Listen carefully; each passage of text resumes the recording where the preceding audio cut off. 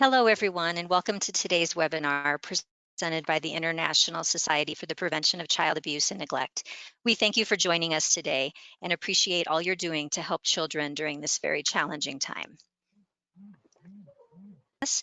Child abuse and neglect, as you know, is occurring all the time, even as it goes undetected by authorities entrusted with its prevention and mitigation. Sometimes the very authorities mandated to protect children are perpetrators, making rescue interventions a very complex process. Nurses, as part of the healthcare system and institutions of care, are constantly faced with ethical dilemmas as they prevent, rescue, manage, and rehabilitate children who are at risk of or have experienced abuse and/or neglect. Balancing ethical principles such as autonomy, beneficence, and justice become very challenging. In this webinar today, Miriam C.A. Wagoro, a mental health nurse and research ethics specialist with the University of Nairobi in Kenya, will discuss how those who are mandated to protect children can balance the duty to care and ethical principles for children under their care. Right now, I have the audience on mute to avoid background noise. We welcome you, however, to please enter your questions and comments in the questions box throughout the presentation. Miriam will respond to questions and comments at the end as time permits. The recording and slides will also be posted on the ISPCAN website for a limited time after the webinar. They will then be archived and available for members only. Miriam C.A. Wagoro is a mental health nurse and research ethics specialist with more than 20 years of experience in clinical and community mental health of adults and special populations, including adolescents and children. She is currently director of the School of Nursing Sciences at the University of Nairobi, the largest university in Kenya. She was recently appointed secretary to UNESCO's Global Expert Panel on Nursing Bioethics in the COVID-19 response. Ms. Wagoro holds a PhD in mental health nursing and a postgraduate diploma in international research ethics from the University of Cape Town, South Africa. We thank you, Miriam, for being with us today. Before we begin, I would like to ask the audience some poll questions. One moment. The first question is asking about your discipline. If you could please share with us your discipline. I hope that everybody's is represented here. If not, please click other and tell us in the questions box what your discipline is if it's different.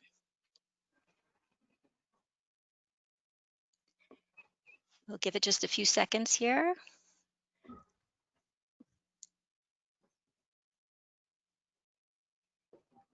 Okay, looks like everyone's done.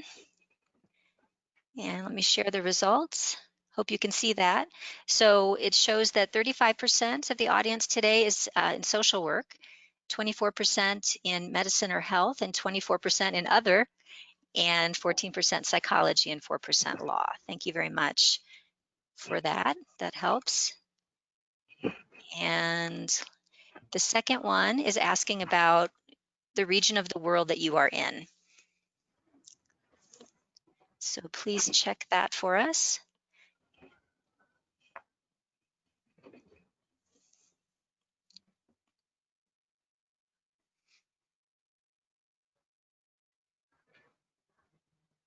Okay, great. And that shows that 36% of you are from the Americas, which could be North America, South America, the Caribbean, Central America, followed by 20% from Africa, 22% from Europe, 17% from Asia Pacific, and 5% from the Middle East. Hopefully everyone's region was represented there. Great. Thank you so much. That helps us know who's joining us today. Okay, so now I'll turn it over to Miriam for the presentation. Are you ready, Miriam? Yes, let me know where to click. Yeah, now I can show my screen. Yes. Okay. My screen is not coming up. Okay, there may be a slight delay. That's okay. We can see your screen. It just shows the GoToWebinar screen. Wow. So I don't see your slides yet. So where do I click on this? Are your slides up on your computer? Yes, my slides are up on my computer. Oh, there. If you click where you are, there we go. Now we can Is see it your okay? slides. Yes, just put them in presentation mode if you can. Mhm. Thank you. So, Can you put them in presentation? okay, is that There we okay? go. That's great. Thank you. Yes. Okay, thank you. Okay, there is a helicopter passing by, so I apologize for the noise. Okay, thank you very much, Heather, and thank you all the attendees for joining us, our guests. I'm happy that we have various regions represented, and so our experiences will be wealthy because we are going to share. As you have kindly introduced me, my name is Wagoro Miriam, and I will not go on to repeat what you have said about me. Thank you so much. I want to tell our guests today or this evening, in Kenya it is evening, that the presentation that we are having today is based on the SDG target 16.2. This target is in the 2030 Agenda for Sustainable Development that requires each one of us to end abuse, exploitation, trafficking, and all forms of violence and torture against children. As a way of introduction, you have seen this picture here. This is a child being abused in the corridors, on the staircase, and nobody is seeing. This represents many scenarios where we are in, because many times nobody notices that the child is being abused. And by the time that the child comes up to say, the child already has a lot of physiological problems, social problems, and psychological problems that cannot be seen, and this leaves a permanent scar that affects the child's development. So child abuse and neglect occurs all the time in various forms of environments, even at home, where we think that children should be safe, and especially during this time of COVID-19, when everybody is supposed to stay at home, there have been reports that child abuse has increased. Many times it goes undetected, and sometimes even the authorities are the ones that perpetuate this abuse. And so it makes rescue interventions very complex. There's a lot going on. About 3 in 4 children, or 300 million children aged 2 to 4 years, regularly suffer physical punishment and or psychological violence at the hands of parents and caregivers. Remember, these are the members of the family whom we think are supposed to care for the children and to protect them. So when this happens to 3 out of 4 children, then we know that this is a big problem. WHO 2020 estimates that up to 1 billion children aged 2 to 17 years have experienced violence or neglect in the past 1 year. So we can see that this is a public health problem of a very great magnitude. We know that consequences of child maltreatment can be devastating physically, psychologically, socially, economically, and even spiritually. And this can be devastating at the individual level to the child, at the society level, where the children will also perpetuate in future and making a sick society, or even multi-generational levels. Now, preventing child maltreatment requires a multi-sectoral approach, and I'm happy to know that we are here as multidisciplinary background. We have a lot of multidisciplinary background here. So that represents the multi-sectoral approach that is required for preventing child maltreatment that we are talking about.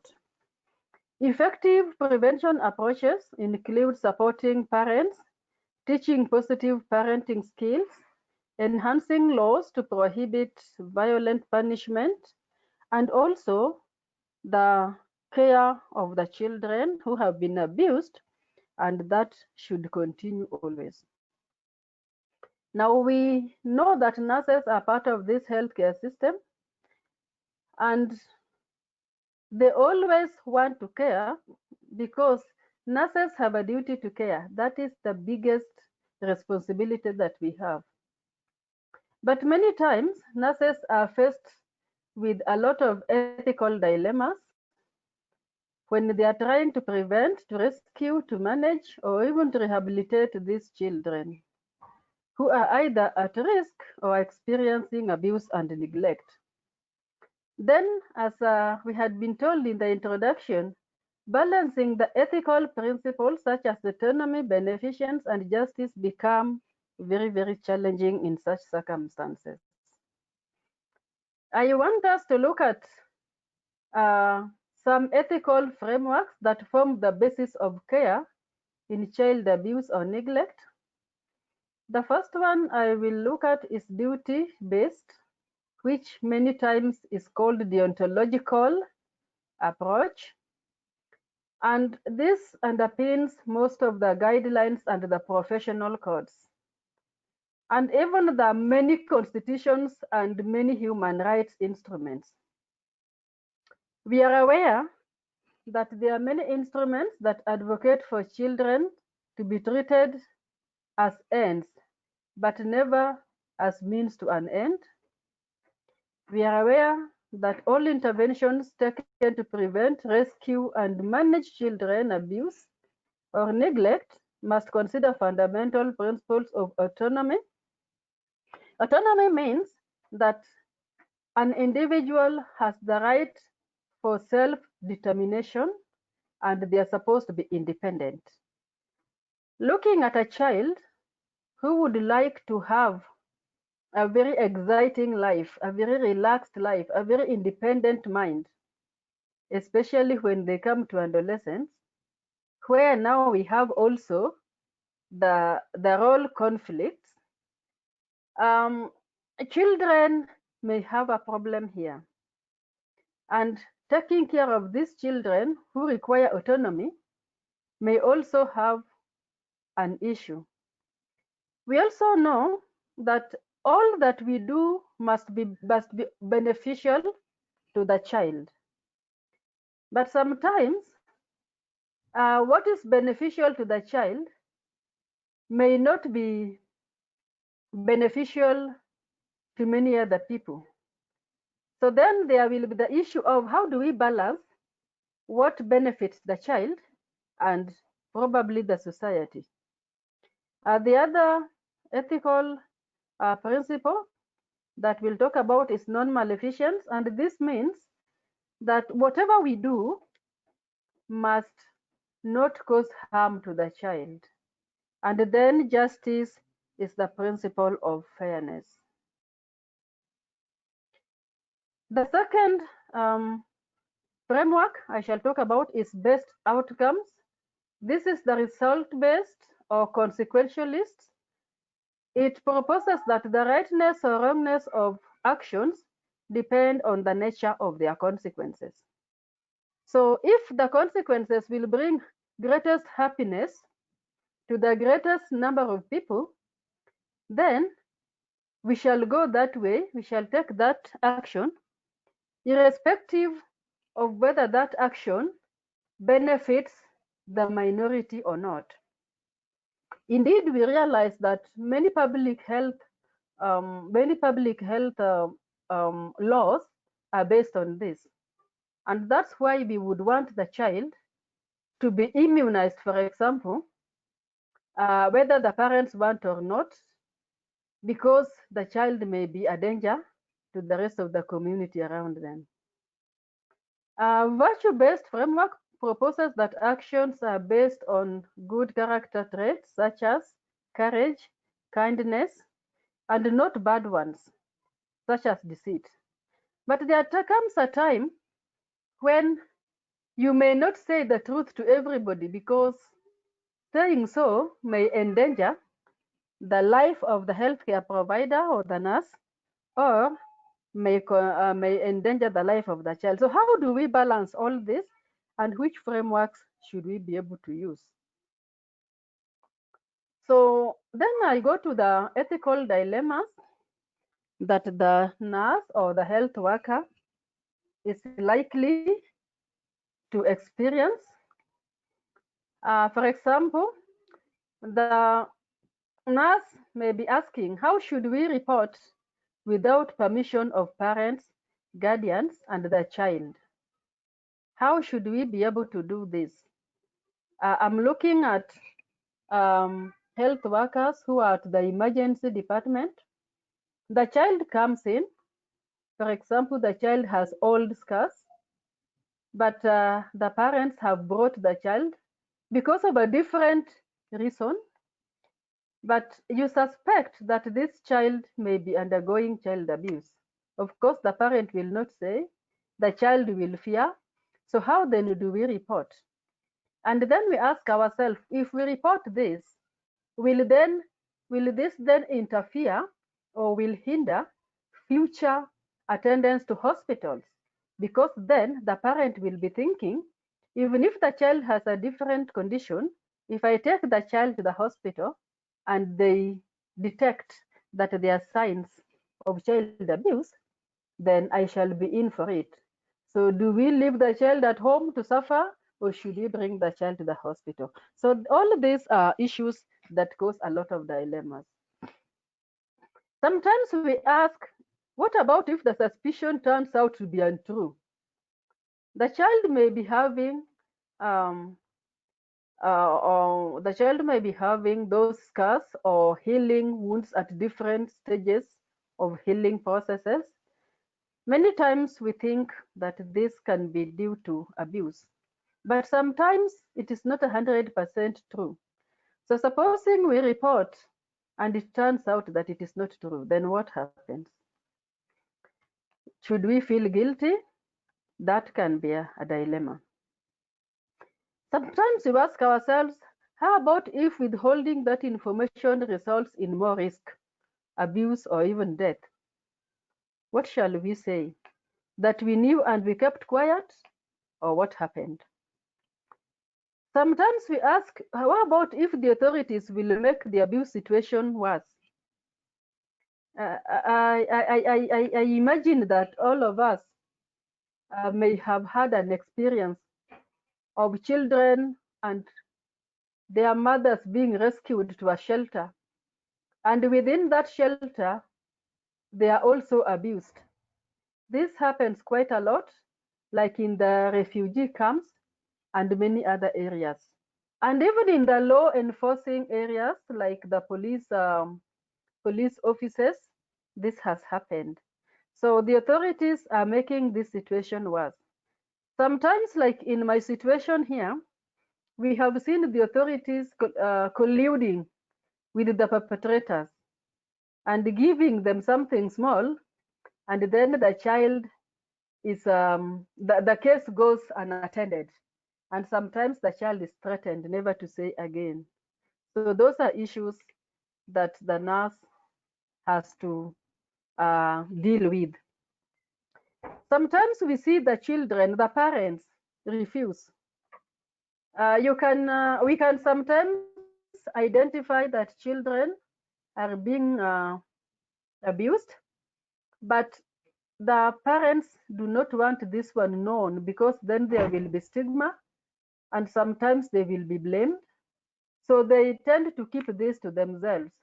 So sometimes we ask, supposing we report and the parents refuse, then do we look like we are cheating? Do we look like we are against them? Or what do we do? So all of these are dilemmas that the nurse has to face and make decisions on.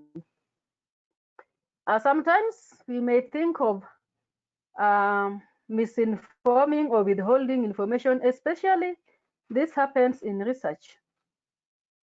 If we want to collect data and there's information that you want from the child. But you know that when you tell them the truth, they may not tell you the circumstances, and they may not give you the very data that may inform policy or even management. So do we tell them the truth or do we withhold information? Yet, research ethics requires that we do full disclosure. But still we must look at, will that full disclosure cause harm, or will it be the right information to give? Then sometimes children are used in war-like situations, and this causes a lot of conflict, because these are the young people who are still growing, but they are also not independent, but we are exposing them to this kind of wars that can cause what we call vicarious trauma. And what do? Although some of the rebels or the rebel leaders argue that they use the children because they want to liberate the country, and they do this for the common good of the most of the people. But for the child, will this be the situation, or are we exposing this child to psychological trauma? And so there are instruments that protect children against being used in war situations. And sometimes also we have issues with the decisions on the best standards of care. What would be the best standard of care? We all talk about good standards of care, but which one is best? Is it best according to the parent, or is it best according to the hospital, or is it best according to the professional? And this, I can give you an example. I was in a hospital where a child was admitted with pneumonia. This was a child less than 10 years old. The father was a police officer, but the child was gasping, and we all know that when a child has respiratory distress, they require oxygen, supplementary oxygen. So the child was on oxygen. That to the hospital was the best standard of care. But the father felt that that was not the best standard of care. So the father wanted to take this child to a traditional healer. So then the question comes, how do we measure best? Is it by the professional, or is it by the father's standards? And then the father is supposed to act in the best interest of the child. And the nurse has to ensure that the child gets good care. So which one is good? Now the father was discussed with, and the father refused. By the time we go to this child, the father had already signed consent against medical advice and was waiting for transport to take this child to traditional healer. But then we had to weigh. Those are now the ethical and legal issues. Finally, we did weigh this, and we felt that the father was not acting in the best interest of the child. If the child had autonomy, probably he would have preferred to remain in the hospital and take the oxygen therapy. So then we had to call in the child welfare officer. Then the father was forced to leave the child in the hospital. Within 48 hours, the child recovered, and we felt good that we were able to save a life. So these are issues that we come face to face with in our daily practice. The other area which requires us to balance is the decision on what to disclose to the families. What do we tell the family? Do we tell the family that the child, for example, is on substance use? And if we tell the family, what will be the repercussions to the child? But do we again leave the child to continue taking substances? Do we tell the father that the mother abuses the child if that is the information that came to us in confidence for this client under our care. Failure to tell the father that the mother is abusing the child leads to more abuse. But also, telling the father, stopping to tell, if we don't tell the father, the child continues to be abused. If we tell the father, it might cause again some kind of violence. So then, what do we do? Handling information that may be considered confidential, partly I've discussed that, and establishing the child's right to protection. Confidentiality and mandatory reporting requirements are also important areas that from time to time we have to really think about on how to decide. For example, intervening with the drug-exposed newborns. The newborn may have just been born, and we realize that they may have some deformity or they may have some abnormality, and this may be because of substance use. So what happens? Do we tell the parents? Do we not say? Also, reporting maltreatment to agency, one might not have confidence in. We are required to report to the nearest agency, but sometimes we have information that those agencies may not be the best. But leaving a child again at home may not be the best way forward. And it's getting to night. So how then do we best address this situation? How about our colleagues at work? Many of us may have had the experience that our colleagues at once may be substance users and they may be abusing children. But they are our colleagues or they are our loved ones. Do we tell on them? Do we not tell on them? So those are things that come to mind when we are dealing with children who are either abused or are being neglected. So reporting and requiring justice while at the same time ensuring the help of the perpetrators. Now, the perpetrators may be having personality disorders. Those of us here, because we are health workers, we know about personality disorder. So personality disorders may require help. But sometimes when we report, these people will be taken to jail. So that then may also be a question of concern that do we report, do we not report? So some of the ethical dilemmas have to do with the socially sensitive research. Some of it I have said earlier. So we want to know how do we obtain information in a study of children's behavior? How should we disclose this to parents or guardians? You talked about criminal activities like substance abuse behaviors, prostitution, sexual behaviors, and violence. There is also whether to emphasize the principle of beneficence or respect for persons determining whether or not to disclose to a parent information revealed by the child, especially if the child is adolescent.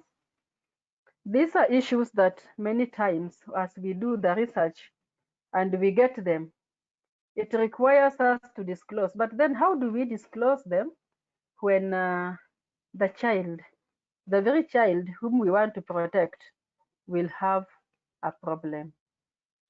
And so sometimes in research, we may need to waive requirements of some aspects of informed consent, provided that the limits are observed.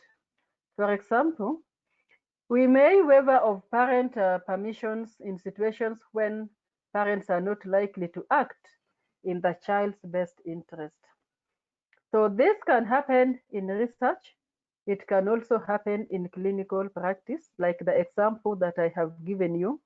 We did not need to have the consent of the child, of the parent, to put the child on oxygen therapy, because taking the child to the traditional healer was not in the best interest of the child. Also, in research, there are situations where the parents are not likely to act in the best interest of the child. Research ethics requires that with that one, when it is explained, then we can waiver the parental permission, but just take the assent.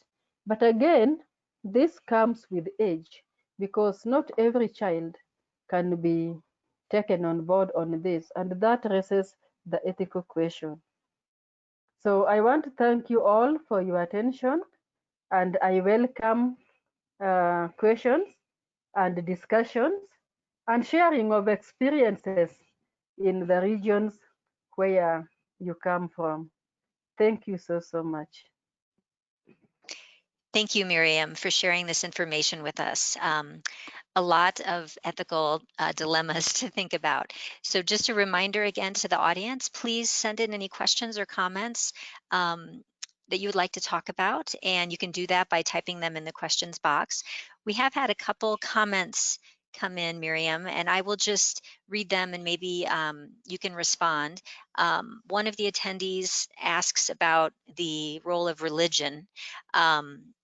She says that, especially when both victim and perpetrator may belong to the same church. So could you maybe speak to that dilemma and how you recommend handling that?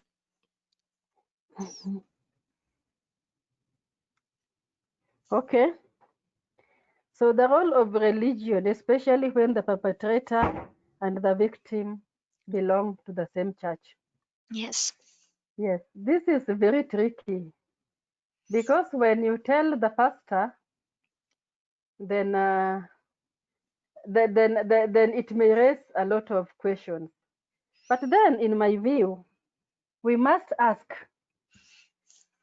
how old is the child? What is the nature of the abuse? How does this abuse speak to the religion? What is being violated here? We have seen the Catholic priests, and I don't intend to harm any of the attendees who is a Catholic, who has been abusing the children. And this has been a very difficult issue to deal with. But we must look at the ethical frameworks that I talked about in the beginning. There is the ethical framework of deontology. This has to respect the children's right. We must look at the child's autonomy. We must look at whatever action we are taking must benefit that child, and it should not bring harm to that child. Already the child is suffering. So how then do we make sure that the child benefits? There are times when we have to call in the law so that the child is helped. Of course, we can also talk with this child, and the child can be withdrawn from the church. We need to also get to know whom can we approach in this church. I have known in my experience where the Catholic father was abusing the children. There are those children who are very useful in the Catholic Church. They are always the ones who are sent, and they also attend to the priests. I cannot know exactly how they are called, but some of them were being abused. It takes confidence for them to say, and then the priest was actually reprimanded and was removed from the church because he was not acting in the best interest of the child and also of the people he's supposed to lead. Remember, when we are talking about religion, it is assumed that that religion should bring the church together. It is for the interest of the members of that church. So if now there is abuse, that violates the very spirit of religion and what religion is meant for. So that is what I can explain. Sometimes we need to call in the law, but we must remember that every action we take must bring benefit to the child. Thank you. Okay, thank you for that. Here's another question. This attendee is from the country of Luxembourg, and she's asking um, what to do when a doctor disagrees with suspicions of abuse. She says that in her country, the nurses cannot signal to the authorities if the doctor thinks the child has not been abused. And some of her colleagues think, yes, so the nurses are suspicious, but the doctor disagrees. Can you talk about what you can do in that kind of situation? Thank you. Let me see if I get this question right. That the nurses suspect that the child is being abused, but the doctor disagrees. Is Yes, that the question? that's right. Yes. That happens many, many times. Uh, we need to remember as nurses that we have the duty to care. And as a professional, the time I take the Florence Nightingale Pledge, I take an oath to ensure that I protect every child that comes under my care. And there should be systems within the hospital to report this. I believe that what we do here in Kenya in situations like that, nurses come together, we do a meeting, we discuss, we minute it, and we send to the person in charge of the hospital. And we also had lucky that we usually have the legal advisors or the legal department of the hospital. So the nurse administrator is able to seek guidance from the legal administrator of the hospital. But what is important also is that we must document very clearly the reasons to suspect. And again, the law says that if we have the reason to suspect that there is an abuse, then it is time to raise an alarm. It is time to report.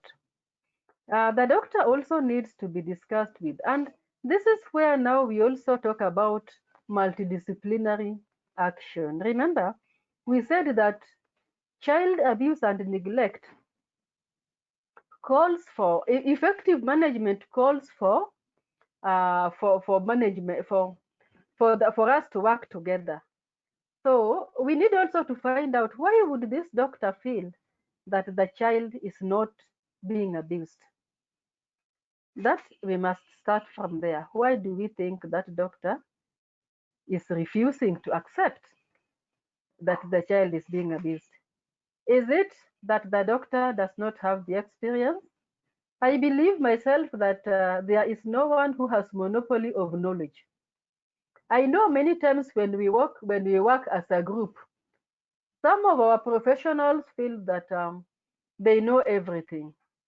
Research has shown that multidisciplinary action, where we share experiences and we discuss issues and we decide as a team, the patient health outcomes are better than when we decide to go it alone.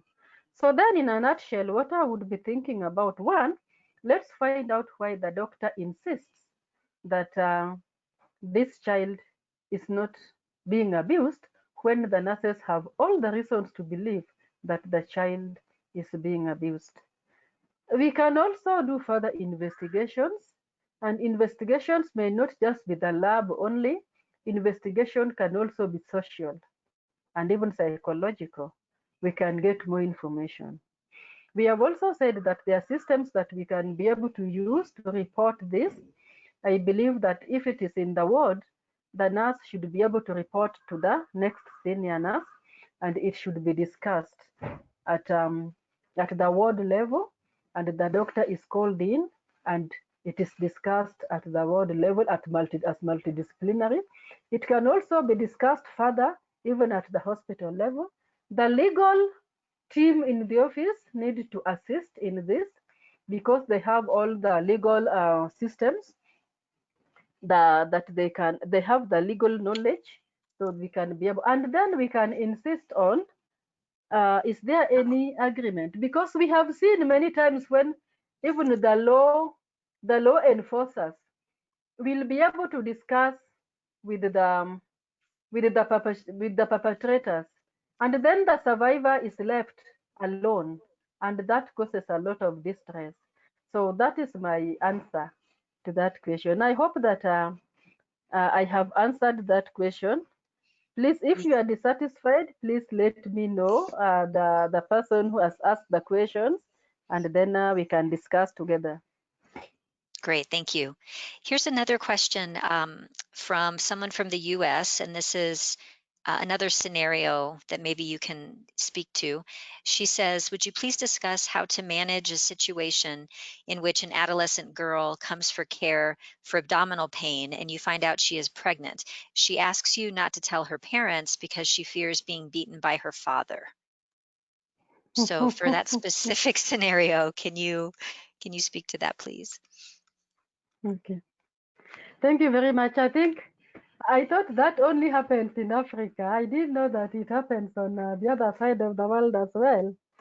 Yeah, in Africa it happens many times. Adolescents come, not only because even they are pregnant. Sometimes they come for contraceptives and they don't want their parents to know.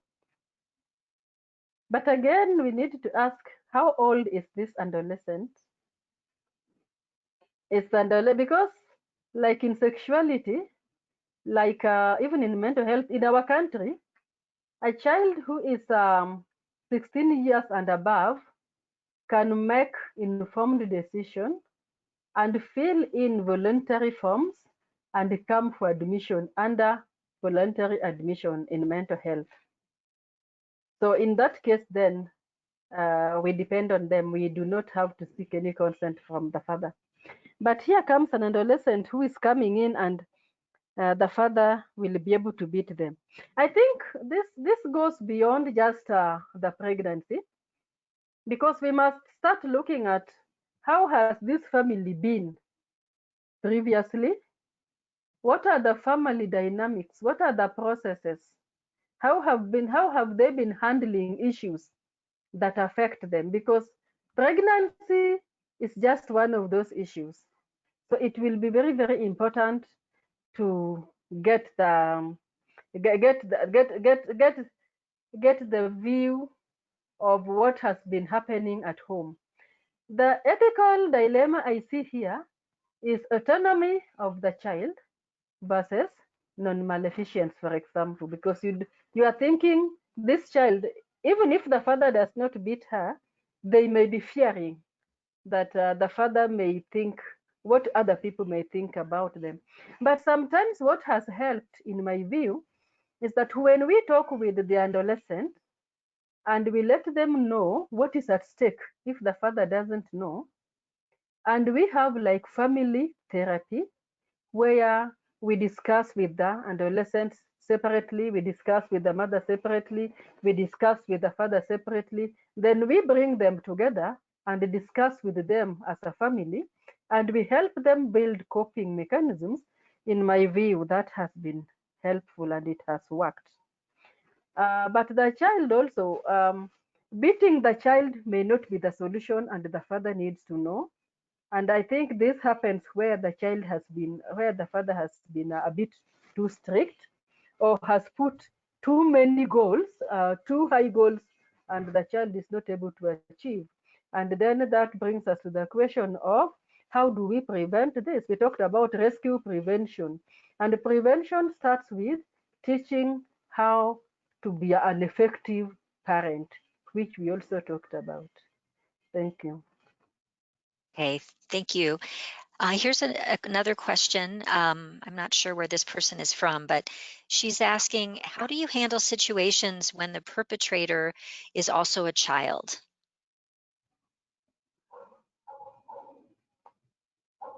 Is also a child. Yes, I guess that could be in the same family or not. Okay, so that's a very tricky one. In our laws in Kenya, For somebody to be seen as a child abuser, there must be an age difference of about 10 years. Then now that one, we say the person is an abuser. Many times it is important to look into the mental health aspects of all these children. What are the circumstances that happened? Do you want to call in the parents? What has been happening? What is the nature? And is this child aware that he's involved in abuse? Or are they just experimenting? Are they just experimenting with one another and we are thinking that it is an abuse? So we really must know whether this child is aware that this is an abuse. And then, in my view, we need to counsel both children and we also need to talk to the parents. There are times when we have juvenile centers for corrective behaviors where the children can be taken. So if we feel that this child actually has knew what they were doing, then and there is no mental health aspect, then the child can be taken to a correction area for rehabilitation so that he's also molded into a citizen, into a good citizen. But also the child who has been abused needs a lot of counseling, and the family also needs counseling because there is likely to be some stigma attached to this family when that happens. Yes. Okay, thank you. This question is about low and middle income countries in general. She says, as you pointed out, the police and other authorities sometimes are the perpetrators. And this person is asking if there is a growing awareness about this and if laws have changed about that, and if you've seen um, any effective campaigns to bring awareness to that issue. Yeah, thank you. In Kenya, what we are doing, we are working with the police. We have the police whom are being taught, first on all, on how to handle issues of child abuse, or not only child abuse, but generally the abuse and violence and domestic violence, or sexual and all those other issues. Because sometimes the police, there are two things. Sometimes the police can be the perpetrator knowingly, but sometimes the way the police asks questions to the survivors when the survivors have come to report can also traumatize the survivor. So what we have done in Kenya is that the police are being taught, and they are part of those who are supposed to protect and to manage and to rescue children who are being abused. And there are specific police centers where the children are supposed to be taken to. In the hospitals, yes, we also have areas where this is happening, the rescue centers. But if the police doing this intentionally, what we have done is to report the police, and then the law takes care of that police. There are a lot of awareness campaigns. I remember, was it last year or the year before, when Jordan came, and there was a very nice conference that went on for 2 days, creating awareness. And some of the members of that conference, the participants, were actually the police, who were also making their presentations on what they are able to do. And I remember that there is a specific police officer who presented on even the technology that they are now using to be able to identify those who are abusing children and those who are trafficking children. So yes, there is a awareness which is being created, but we need to do more. It is something that we must talk to people about all the time. We must train the police all the time. We must change attitudes of some of the members of the communities all the time. And we must create awareness. And even the children, we need to teach them on survival techniques, how they can be able to survive, and the fact that it is their right, that they need also to report, so that that channel of communication, the free communication, is built into the children and even members of the community, so that anything that happens, it is reported, or if it is detected, it is reported. Because if we leave this to health workers alone, we may not manage. But if we empower the communities, the families, and every person, then this can be taken care of. And also the judiciary system in Kenya can also be empowered, so that they are on the lookout for all these kind of things. In Kenya, we have a very strict law. If you are found guilty, you can be sentenced to life imprisonment without a fine, without the option of a fine. So that happens, and a few police officers have also gone through this, and they have had their jail sentence. Actually, what you are asking, it didn't happen to the child, but it could happen. But it is a scenario where a woman had gone to report domestic violence at a police station, and it was raining. And the police officer told this lady that now I can help you, but right now the cell is full. I understand your situation. I'll give you the key to my house. You can stay there until morning, and then you will be safe. And myself, I'll stay at the station. But in the middle of the night, this police officer went and raped the woman. The police officer was sentenced to a jail term just about a month ago. And so even for children, if it can be determined that the police did this, then the police will take him and he will be tried for justice for the child to happen. But as I've said earlier, even if the police is taken to jail, it is important that the family and the child are cared for psychologically and socially, so that they build their self-esteem again. Thank you very much. Okay, thank you. I think we have time for one more question. Someone is asking about encouraging family members to report suspected cases of abuse or abuse during COVID-19. And I'm wondering maybe if you can talk to the effects of COVID on reporting and disclosure that you've seen. Yeah, thank you very much. That's a terrific question, because there is social distancing, and people are staying at home, and child abuse cases have increased. But that does not stop us from reporting. I'm aware that initially when we started with COVID-19, all attention was to COVID-19 and all other conditions were put on hold. But we have since realized that issues of immunizations, issues of non-communicable diseases, and others are going to suffer if we go that way. So we are now putting all other conditions on board.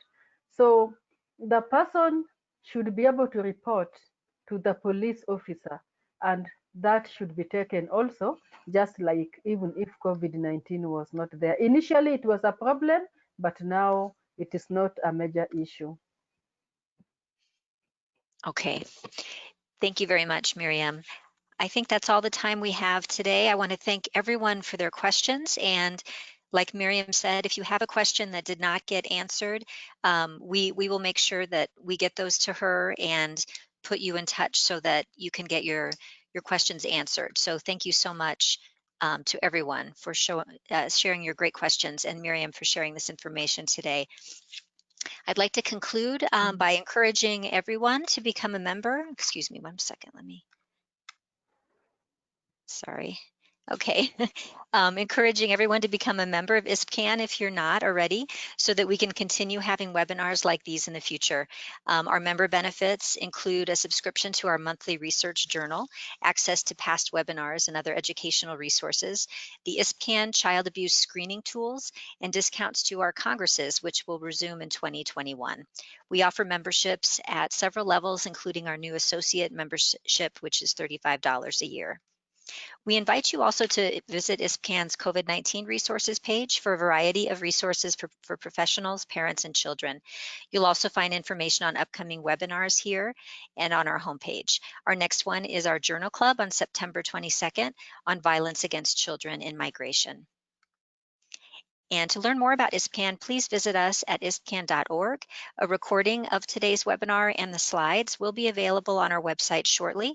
If you have any questions or comments about today's webinar or upcoming webinars, please contact us at resources@ispcan.org. Thank you all again for joining us today. We hope you stay safe and healthy and have a great day or night, depending on where you are. Thank you so much again, Miriam. Thank you so much, and thank you all for being in attendance and for your questions. They are great questions. I hope we have all learned. Thank you. Thank you. Bye-bye, everyone. Bye-bye.